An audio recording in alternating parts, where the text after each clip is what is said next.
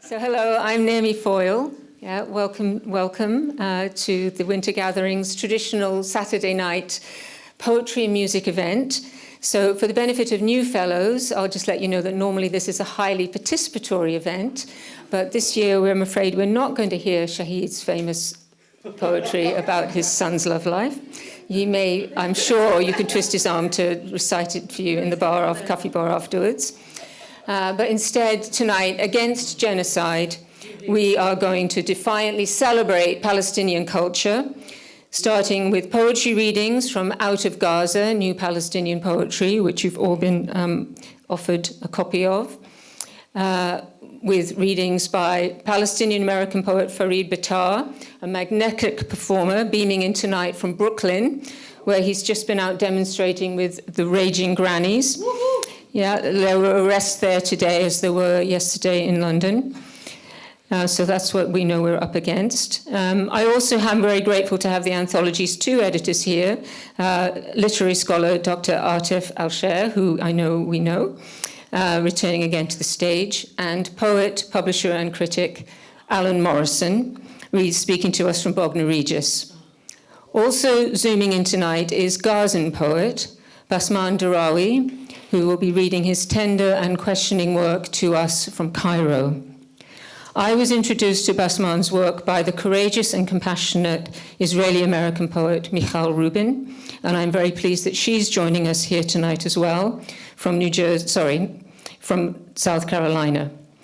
In the spirit of convivencia, Michel and Basman have agreed to share with us tonight their recent remarkable poetic exchange. In all, there will be about 40 minutes of poetry and conversation. After a short comfort break, we will experience the force of nature that is Reem Kalani.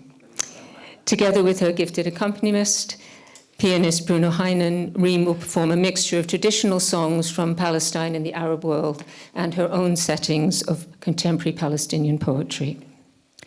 I'm going to introduce everyone a little more fully as the event proceeds, but to conclude these opening remarks, I know I speak for everyone here when I extend the gathering sympathy and solidarity to our Palestinian and Lebanese, indeed, guests this evening.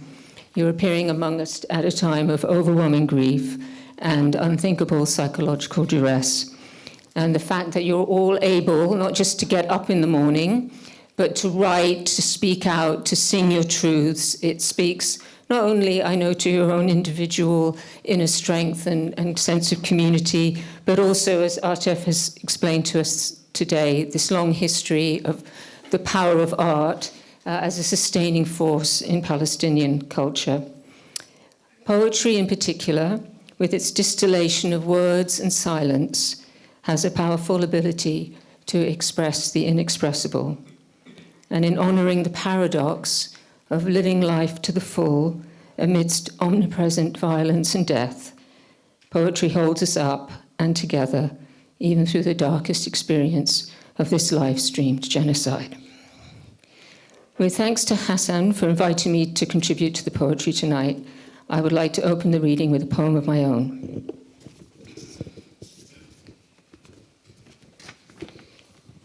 It's called Striver, and it's a poem of witness and a promise I hope to always be able to keep. Striver. In memory, Mujahid. Your struggles are over, Mujahid. Your solemn face still on my timeline. Those large dark eyes beholding me over the picture you drew for your oncology team. A crayoned boy with a beaming smile, bald head sprouting 3 new hairs, a careful flower in his hand. In that other photo your doctor posted, I don't know which in the row of 8 white-shrouded corpses is yours. I was grateful, too, to be cured of cancer, though the glow has worn off. If I must live, I will try to live with my failures, Mujahid. and up to your dreams. Today, I stood in the rain, helping to hold a list of children's names, a long white scroll, floating from the Houses of Parliament past Victoria Tower Gardens. No end in sight.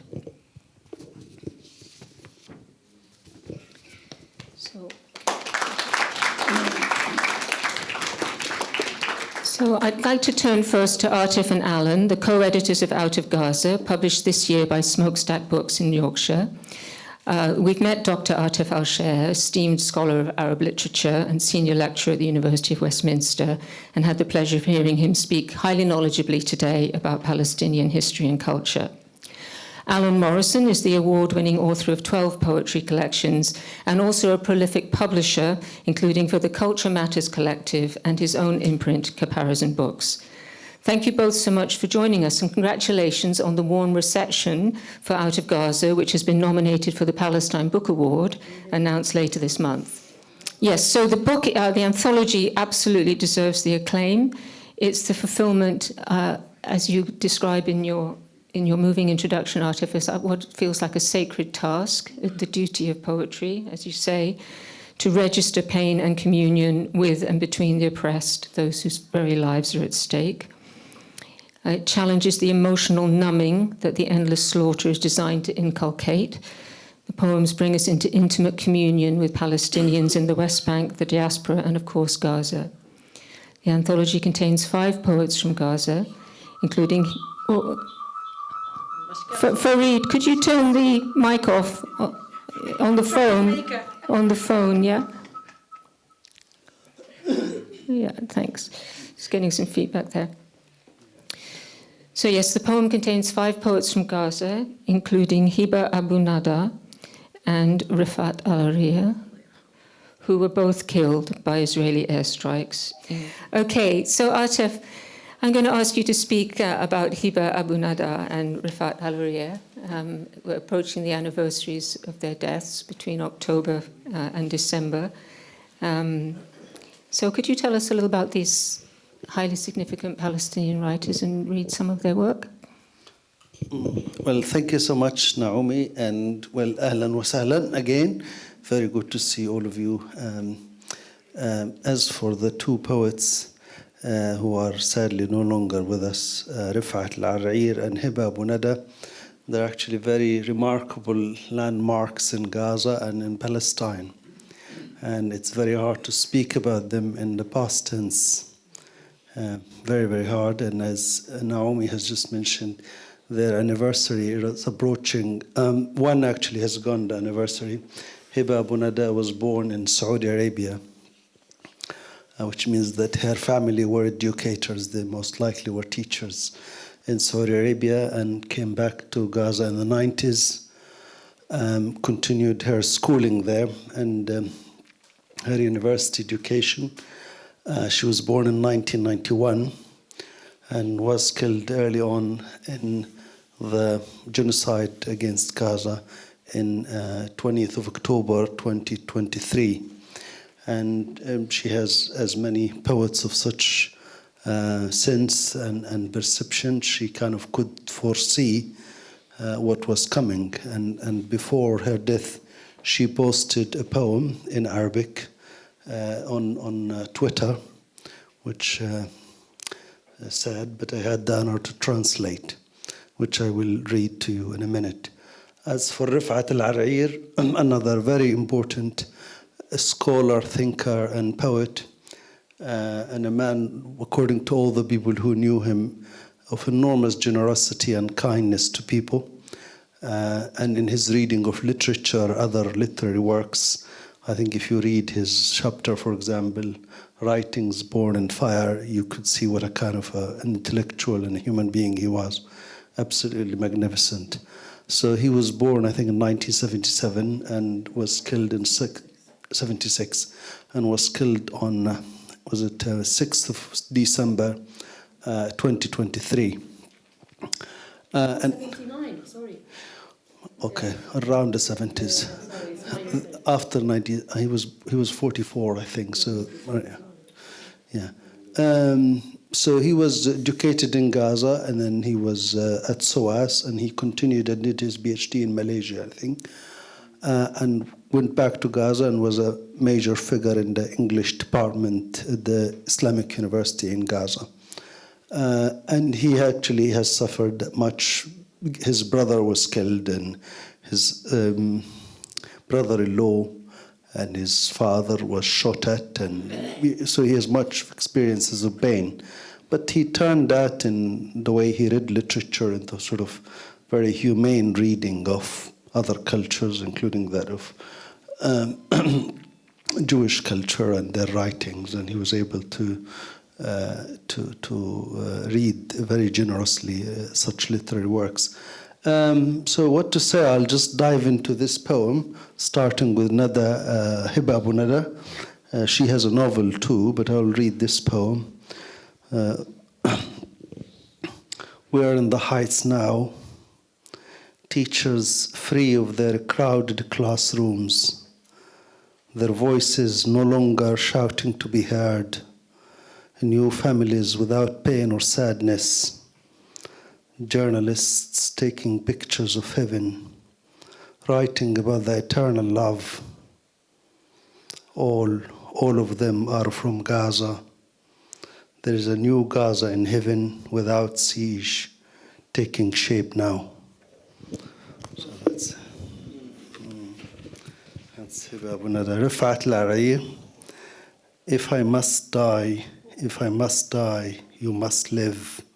To tell my story, to sell my things, to buy a piece of cloth and some strings, make it white with a long tail, so that a child somewhere in Gaza, while looking heaven in the eye, awaiting his dad who lived in a place and bid no one farewell, not even to his flesh, not even to himself, sees the kite, my kite you made, flying up above, and thinks for a moment an angel is there, bringing back love.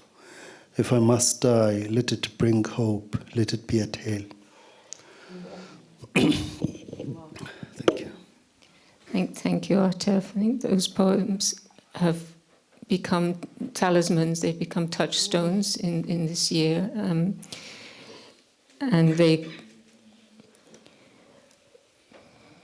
they open us, I think, to a spiritual realm that can bring some kind of meaning and comfort out of all of this. And at the very least, they show us how a poet's voice survives and it touches others and motivates others, especially with Rifat's poem, which I know Reem is going to perform for us later as well, and has been featured in many, many marches. There have been many kites, many white kites over the world flying for Rifat and Gaza. So I'm going to turn to Alan Morrison now and ask Alan to talk a little bit about his involvement with the book and also read us a poem, please, Alan.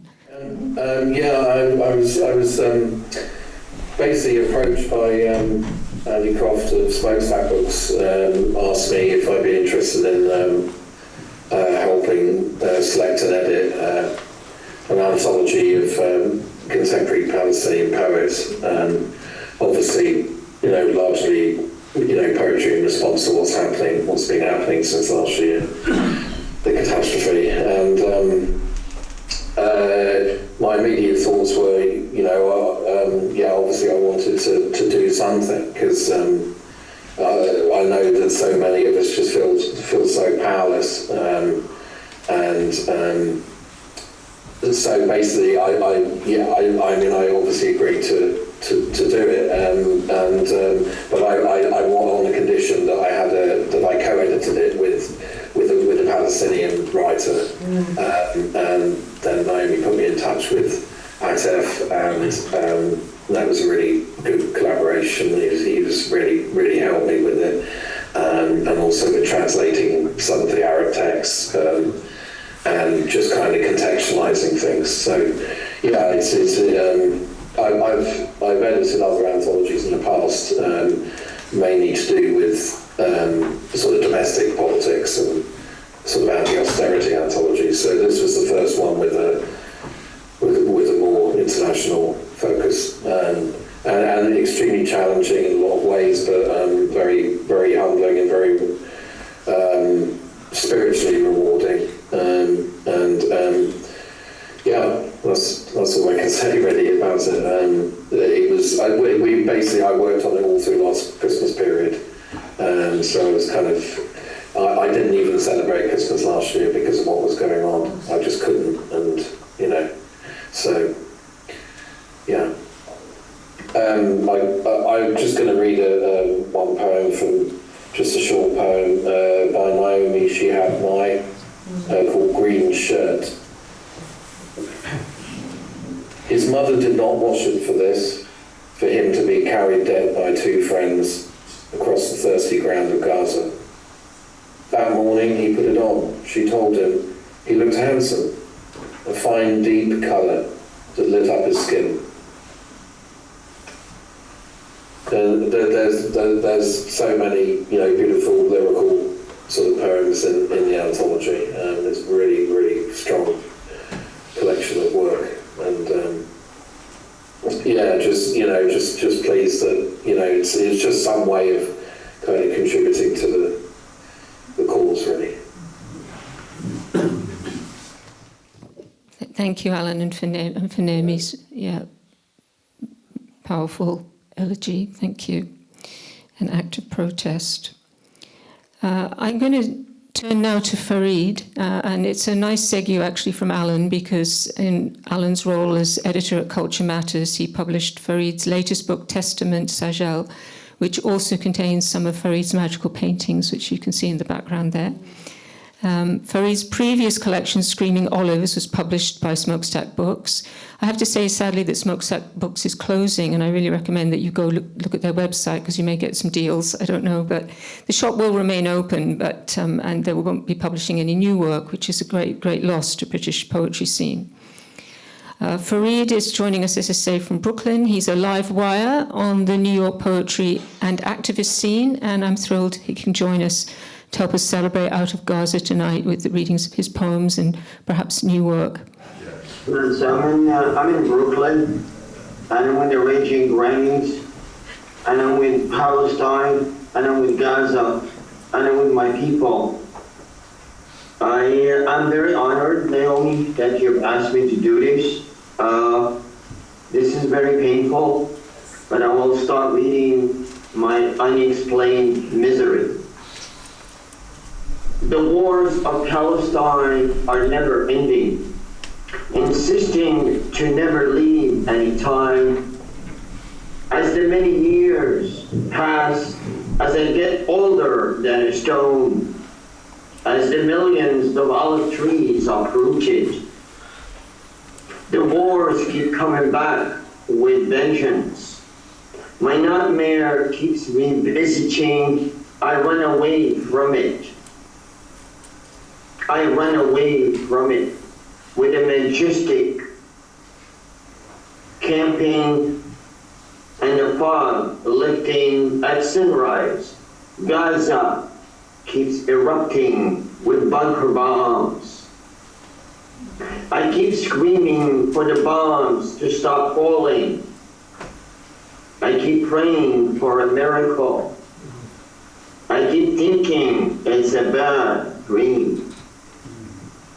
And when I awake, everything from the previous day is just the same.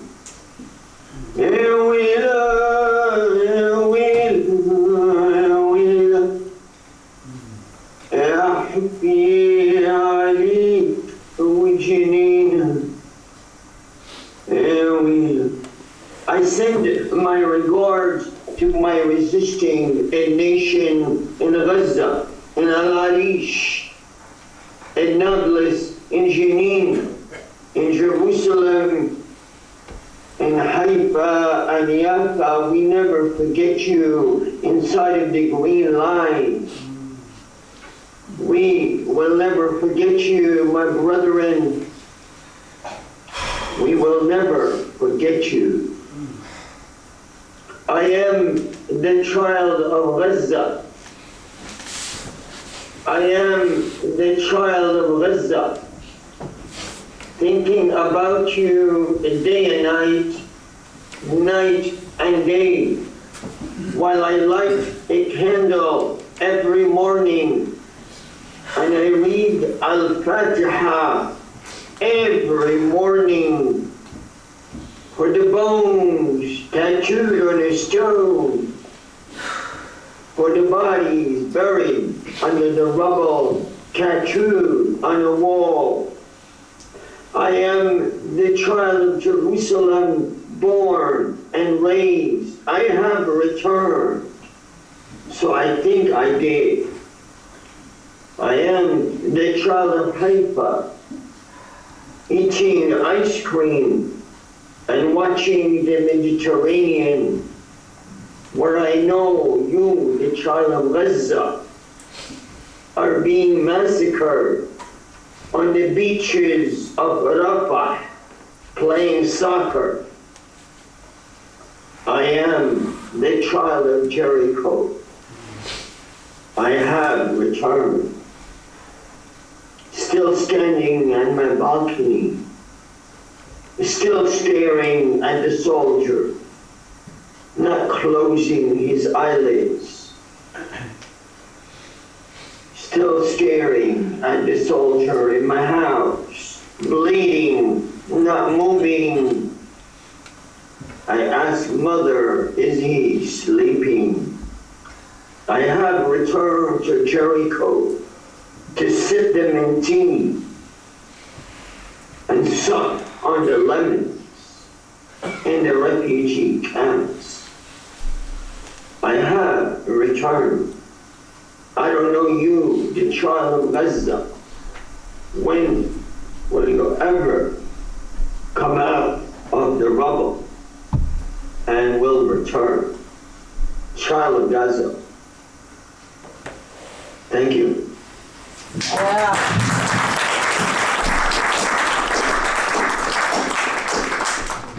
I want to say, I am the child of the revolution. I am the child of misery. But the Arab world had left us. Yes. And the Muslim They world. need to wake up. I am the child. I am the Palestinian child left behind, tattooed on the wall, splattered on the floor with blood.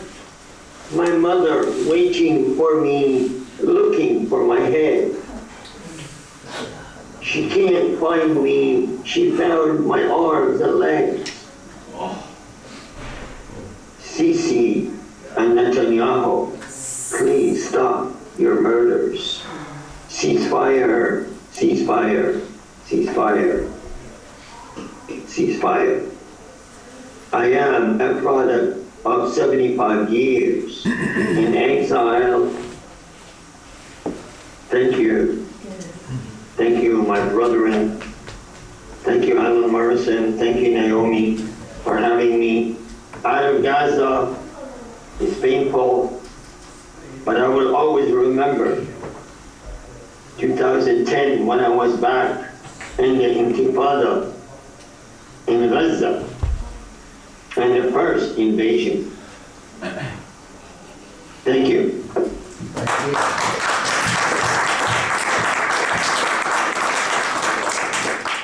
Thank you so much, Farid. There was a very emotional reaction in the room here, and we were all with you. Thank you. Thank you for your body of work, which expresses the depth of the historical depth of the trauma over generations, and the trauma that Farid experienced as a child. You can read through in his work, and I really recommend you look for Screaming Olives and Testament. Thank you so much, Farid. I'm going to now welcome Basman Derawi, so I'm going to make you large here. I'm going to big you up here, but Basman, just a sec. And thank you for having me tonight. I am Basman Derawi. I'm a poet from Gaza. I'm staying now in Cairo. The first poem I'm going to read tonight is titled by A Call with God. A Call with God. It's published on the 3rd of July, 2021. My phone rings. On the screen, an unknown number appears. I'm suspicious. Maybe it is a so-called IDF calling to tell me to flee my house, so it can bomb it. I answer, who is this? A warm voice, it's God. So he says, I'm scared and excited. I almost choke on my own saliva. After quizzing him to make sure he is real, that's just me, I lacked up the courage to ask, God, did you really choose them over all other people? He laughs. You can be chosen over others. I made and love you all. Think with your heart, and you will know this is true. I dare to ask another question. Did you promise them our land? He sighs. Years ago, I promised the land to Abraham and his progeny, Ishmael and Isaac, so they could live together, not fighting over who should be in control. I hesitate, wanting reassurance. But God, they claim it's in your name that they push us from our home and attack us with their tanks and fire jets.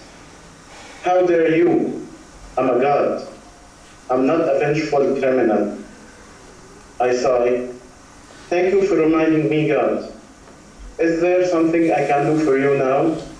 Why did you choose me to call among so many who are more worthy? I called to thank you for saving my reputation with your writing. I am God.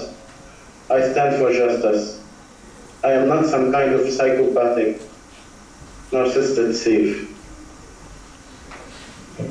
The next poem called God Calls Me Again, published on the 17th of February, 2024. My phone rings. Hello? I recognize God's voice. Why would he call me? My heart is in Gaza, but I'm not. He has time for me now. I start to thank him for keeping me in a safer place, but I'm not sure I feel thankful for being away from Gaza now. You being in Egypt is an accident, he says. I don't pick and choose. A preference is a myth I never play. I ask him about my sister, her family, and my friends. I loved playing hide and seek with little Ilya. Your sister gives us joy, he says. Her makhluba is too delicious. Isa and Oda keep us laughing. I ask God, how are you? I am sad, of course, he says. He begins asking me questions that he knows already trouble me. Did you see the grandmother shot in the street? Do you know what they have done to Walid Dahdoh and his family? Did you see Reem, the soul of her grandpa's soul? I create nature with a bulletproof evidence from the clear surface of a lake to galaxies, to DNA. They still argue about it. Why would God's people be afraid of the truth?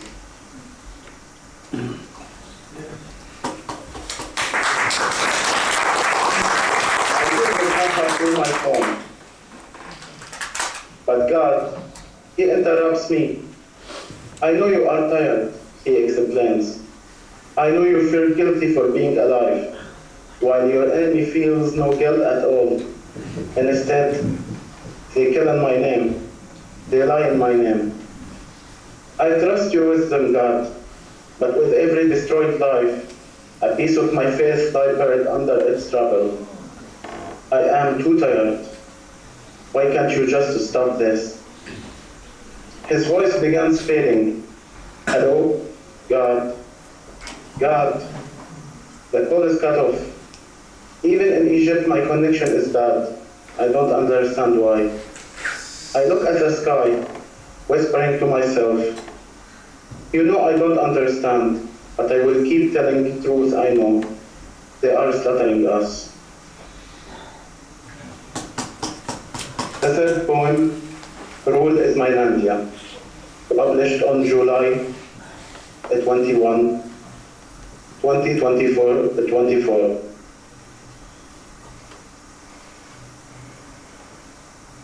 My great-great-grandfather, times 100, lived in London once, he and his family.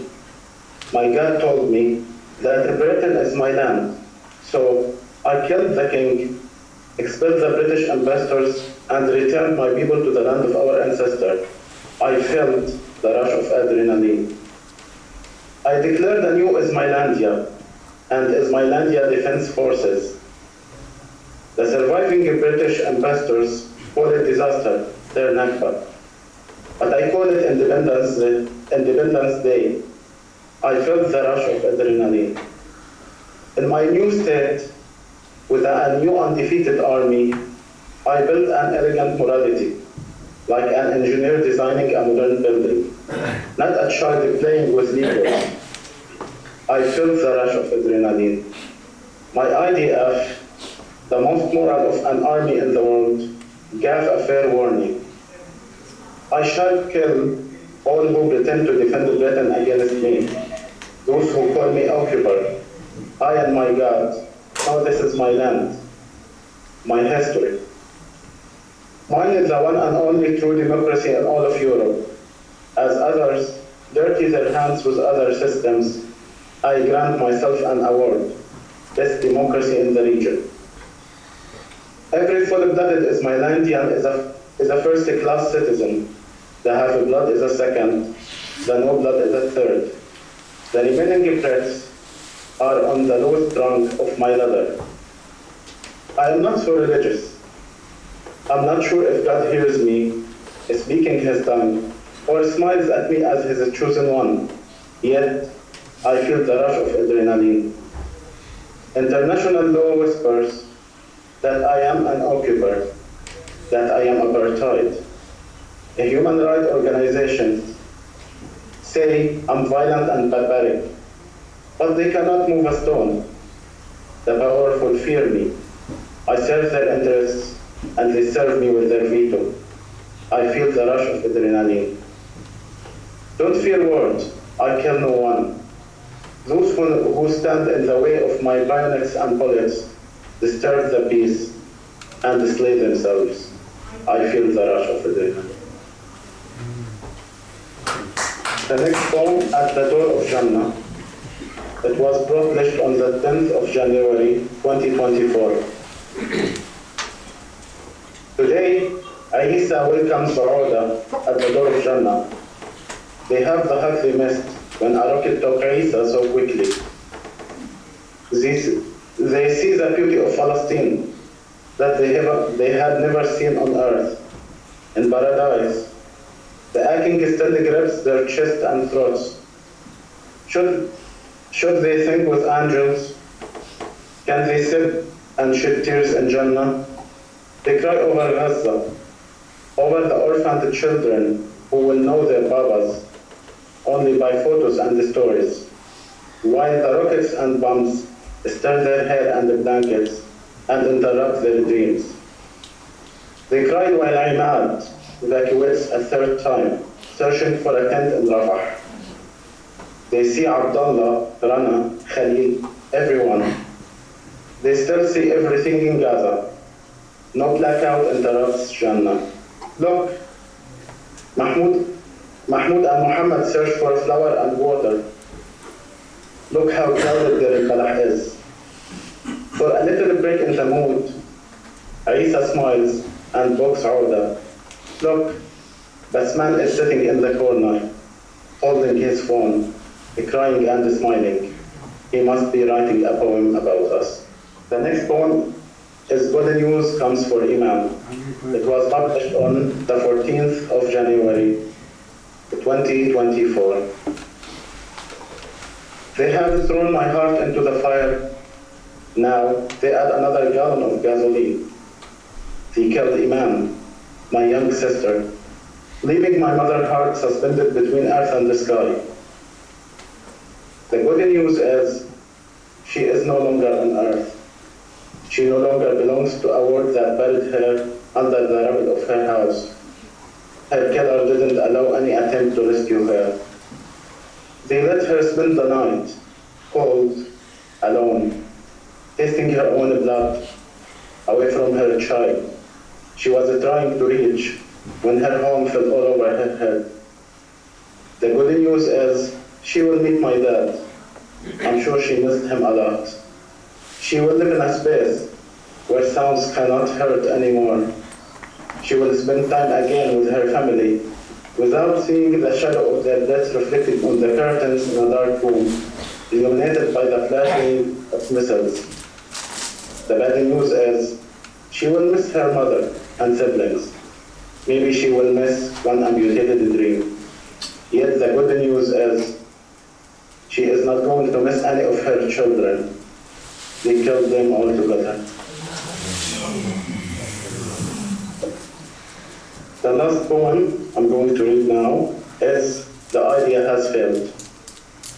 It was published on the 6th of December 2023. I sympathize with God a lot. My heart too has been looked down. If we could sit together now, would share cigarettes, I would rest my hand on his shoulder, and we would cry together until a light rain fell, washing Gaza out as a cloud of smoke that doesn't belong to the sky, stopping the bin that kills another child in Gaza, and the blood that is spilling from the world's hands and mouth. Life will spread across Gaza's chest, and there will be a resurrection. Not a wound nor a scar on her, but a scar don't die, Ya Allah. I hear him cry, 1 billion silent, 1 million killed. The sound of weeping rings out, and though I'm not a obedient worshipper, I pray. I remember the faces of family and the friends, the streets, the cities, the sea. The faces of everyone I've ever met every day in Gaza. I pray and hear his voice with every explosion and severe flame shouting, the idea has failed, the idea has failed. Thank you.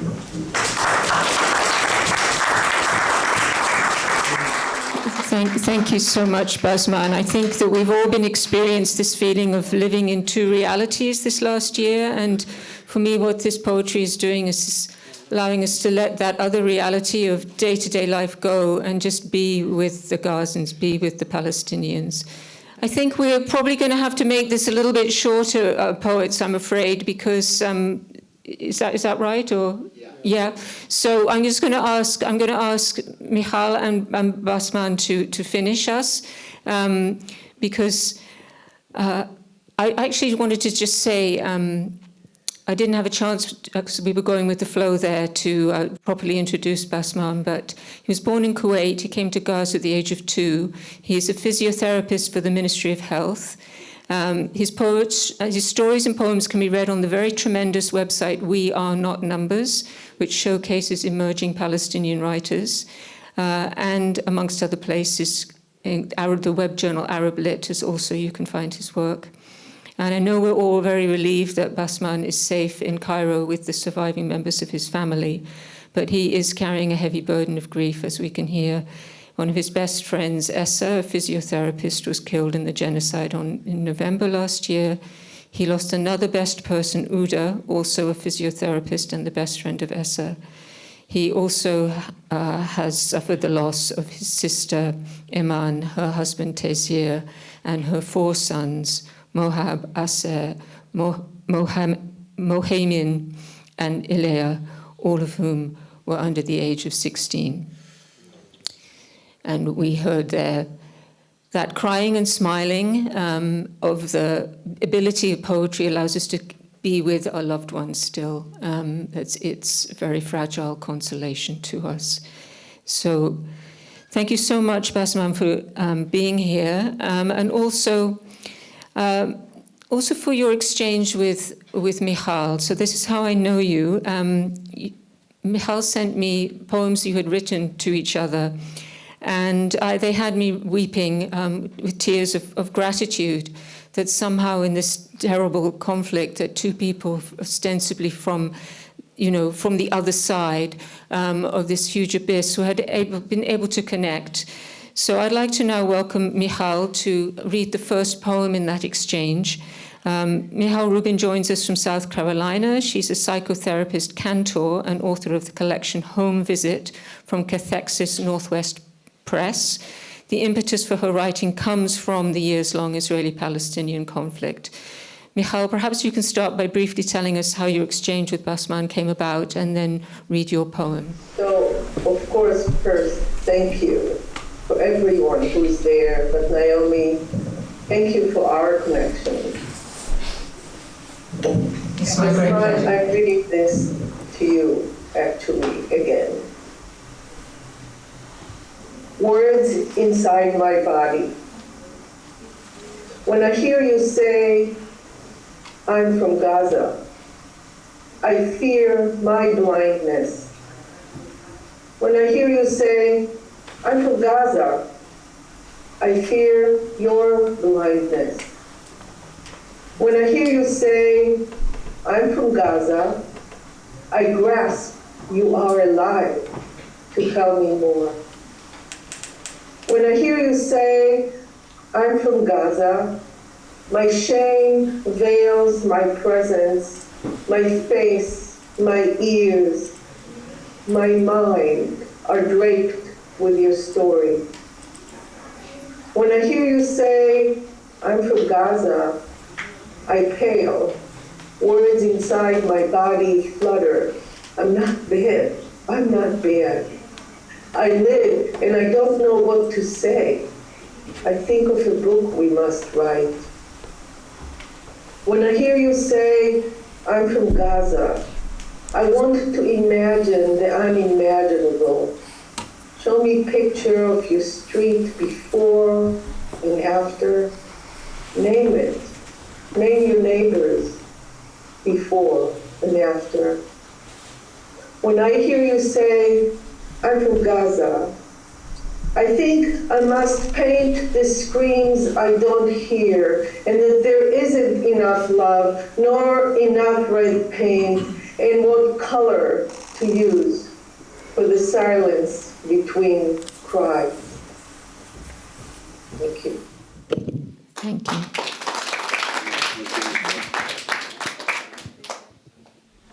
Can she read another one, Naomi? I just would like to hear Basman's reply to, this was a poem for him, so we'll hear his reply now. Thank you. Okay, thank you, Michel. And I'm going to read my poem responding to Michel's poems. When I hear you say, I'm from Israel, my blood boils. I pull my weapon. At the moment, my deep breath, whispering to myself, ready for the war. When I hear you say, I'm from Israel, I don't assume the devil sits in front of me smirking, but when I hear you say, I'm from Israel, I expect to see my blood on your hands, cold and justified. But you open your mouth, then I see none. When I hear you say, I'm from Israel, and you unzip your chest, handing me your heart, same hearts, same humanity. I breathe again, I almost cry. Thank you.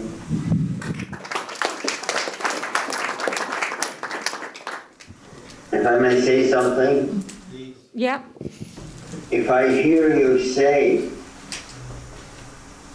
about the bombs dropping at Gaza, if I hear you say, stop dropping the bombs at Gaza, stop dropping the bombs at Lebanon, if I hear you say, Netanyahu, stop your madness, stop your brainwashing, Genocide, Joe and Carmela,